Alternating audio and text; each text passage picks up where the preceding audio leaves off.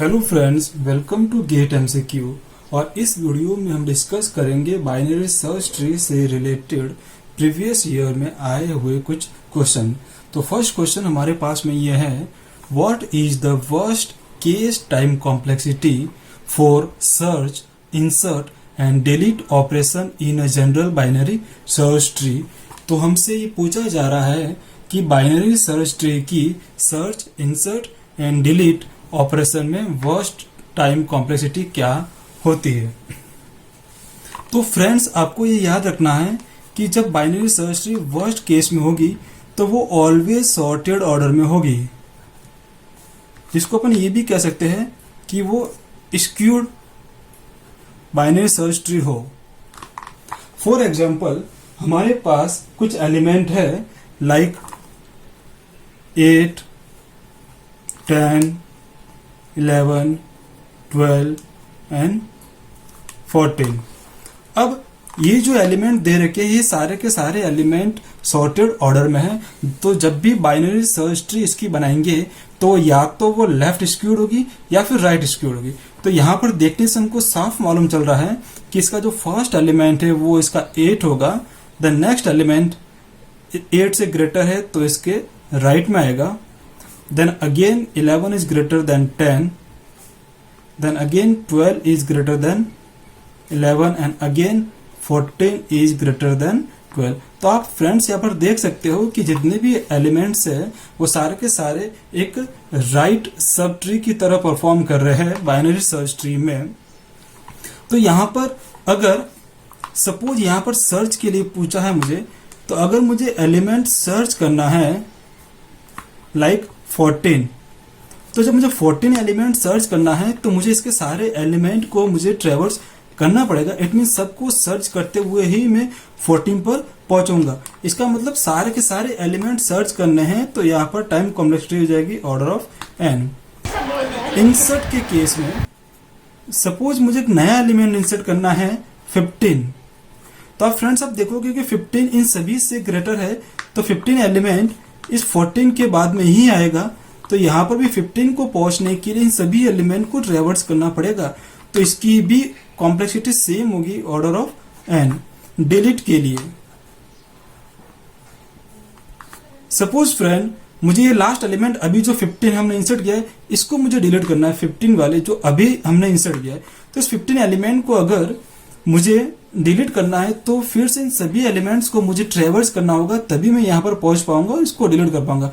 It means इसकी भी जो टाइम कॉम्प्लेक्सिटी होगी वो ऑर्डर ऑफ n होगी। तो आपको ये याद रखना है कि वर्स्ट केस में बाइनरी सर्च ट्री की time complexity order of n होती है, इसलिए इसका आंसर हो जाएगा A।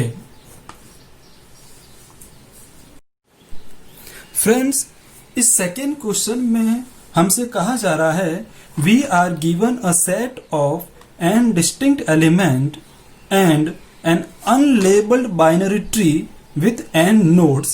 In how many ways can we populate the tree with given set so that it becomes a binary search tree? Friends, हमसे ये कहा जा रहा है कि कुछ एलिमेंट्स हमको दे रखे हैं, तो उसकी बाइनरी सर्च ट्री बनाने के कितने मेथड हो सकते हैं। तो फ्रेंड्स, इसका आंसर वैसे तो फिलहाल आपको बता दिया गया है, बी आंसर है 1। वो इसलिए क्योंकि बाइनरी सर्च ट्री बनाने का सिर्फ एक ही मेथड है, इज द ओनली वे। वो मैं आपको प्रीवियस वीडियो में बता चुका हूं कि बाइनरी ट्री के अंदर जो एलिमेंट रूट एलिमेंट होता है उसके लेफ्ट में एलिमेंट वो सारे रूट एलिमेंट से लेस होने चाहिए, और राइट में जितने भी एलिमेंट है वो रूट एलिमेंट से ग्रेटर होना चाहिए। सपोज अगर ये एलिमेंट अगर 10 है तो इधर एलिमेंट इसका इससे छोटा 8 और राइट में से 10 से ग्रेटर सपोज 12। तो बाइनरी सर्च ट्री बनाने का एक ही पॉसिबल वे है जिससे बाइनरी सर्च ट्री बनाई जा सकती है, और बहुत ही इजी क्वेश्चन है जो गेट CES 2011 में पूछा गया था, जिसका आंसर है 1।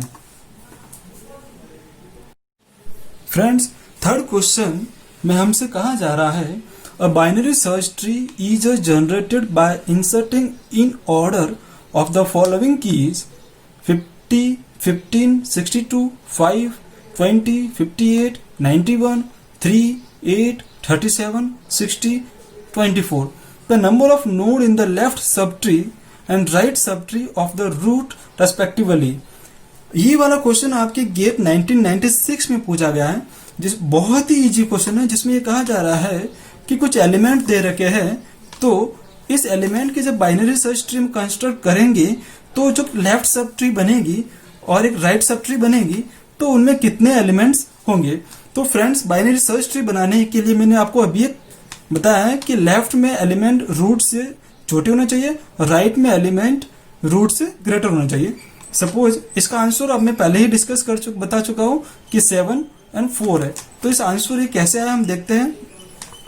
फर्स्ट एलिमेंट 50, सेकेंड एलिमेंट आपका है 15 इज लेस देन 50। 62 जो 50 से बड़ा है, सिर्फ इतना सा याद रखना है कि अगर इससे छोटा है तो लेफ्ट में और बड़ा है तो राइट में। 5 50 से छोटा है, 15 से भी छोटा है।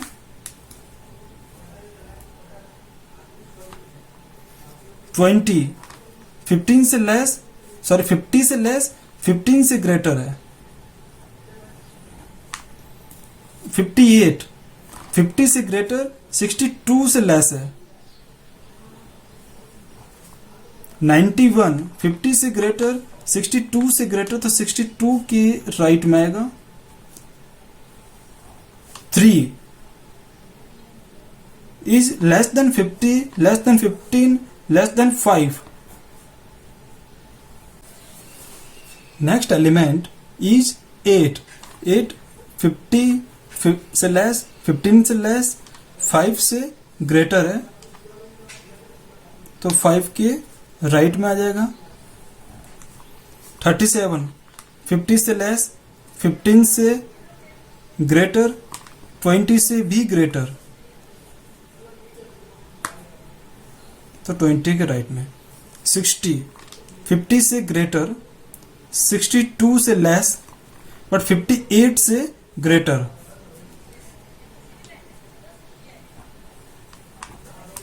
24 लास्ट एलिमेंट 50 से लेस, 15 से ग्रेटर, 20 से ग्रेटर, 37 से लेस। तो फ्रेंड्स, आप यहां पर देख सकते हो कि ये लेफ्ट सब ट्री है और ये इस साइड में राइट सब ट्री। तो आप एलिमेंट काउंट कर सकते हो 1 2 3 4 5 6 7। तो लेफ्ट सब ट्री के अंदर एलिमेंट है 7 और राइट सब ट्री के अंदर 1 2 3 एंड 4। राइट सब ट्री के अंदर एलिमेंट है 4। तो फ्रेंड्स, इसका आंसर होगा बी 7,4। फोर्थ क्वेश्चन ये कहता है how many distinct binary search trees can be created out of 4 distinct keys. Friends, इसका आंसर आपको दिखाई दे रहा है बी 14, बट 14 कैसे आया देखते हैं। तो हमसे ये कहा जा रहा है कि अगर 4 नोड हो, 4 एलिमेंट हो, तो उससे हम कितनी बाइनरी सर्च ट्री कंस्ट्रक्ट कर सकते हैं।